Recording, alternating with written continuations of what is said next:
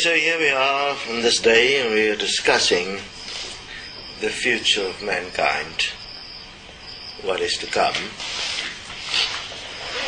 and why an equal money system is certain and cannot be stopped,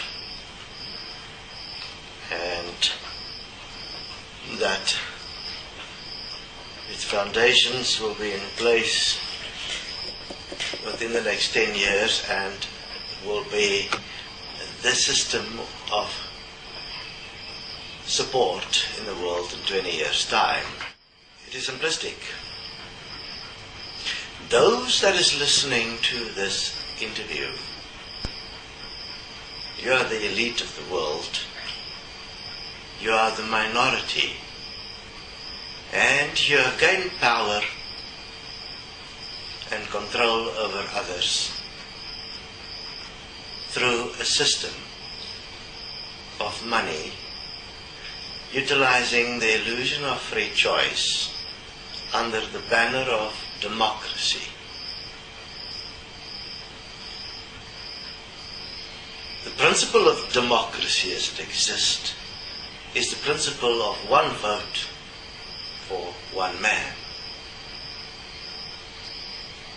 The way that is being utilized to control is to give people hope. Whoever gives the best message of hope will be the next president or the next leader. Equal money is not a message of hope. It's a message of fact. What do you think the masses is going to vote for? Worldwide. So I invite you to investigate the principles of an equal money and labor system, because by hook or by crook, that means you're either going to be there participating in establishing the system, which means you join and enjoy the journey of this, or you'll be voted out, and obviously who's in government does what? Makes the rules. What rules are we talking about? What type of education is given to children? What type of economic system is used? What type of labor system is used? What type of governance is used? What is the morality of the group? What is the ways the group will apply in keeping good, stable social structures? And obviously with a principle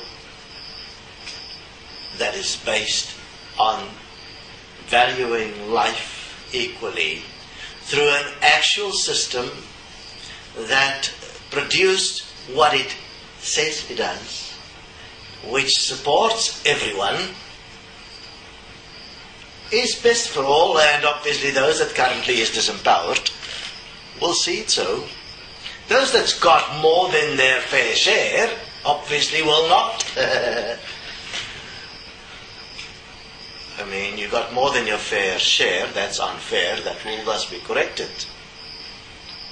And again, you'll be the minority, and your vote under democracy goes according to what the majority decides. This is inevitable to happen, and understand that destiny in terms of its existence has been a process of research. We started off with the spiritual, because like all, I was also blissfully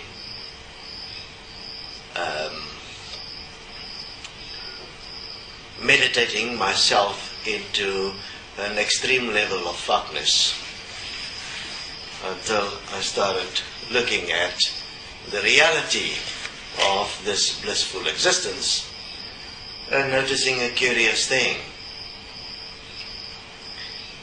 If I have a roof over my head and I have some money and I have food, then I am blissfully unaware of anybody else's troubles, and therefore I'll defend my position and I will weave all kinds of stories to make sure that my position of comfortability and superiority is not touched. But what I then noticed is if I then do not have these things, I am disempowered to the effect that I have virtually no say in what happens to my reality, because I do not have the tools to support myself. And I cannot get them unless I adhere to the system that is controlled by those that has more than their fair share. So if you are one of those that has got more than your fair share, an act of compassion would be to realize that that is not acceptable and that it requires adjustment. Now, in the process of the destiny discussions, we've obviously also investigated heaven. And part of the destiny message will be to prepare you in every way possible, if you would dare to hear, to prepare you to be effective when you die and crossing over to a new environment. Obviously, you are currently in an environment which is impulsing you to accept it the way it is.